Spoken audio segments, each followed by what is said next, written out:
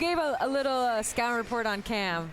Why don't you hook us up with one on Azzi? What do you see in her game?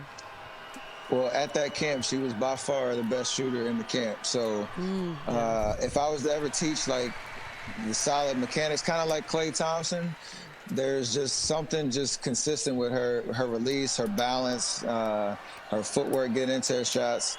And she's a killer. Like, you've seen her in high school, but even her stepping up at the free throw line in the Elite Eight game and knocking down those 2 free throws, like, she's ready for those type of moments, and she doesn't really feel pressure. So we'll see how she performs in the Final Four and the rest of her career. But she is a sharpshooter, to say the least. Yeah. On cue? Hey, I know, right? That's what we call good TV.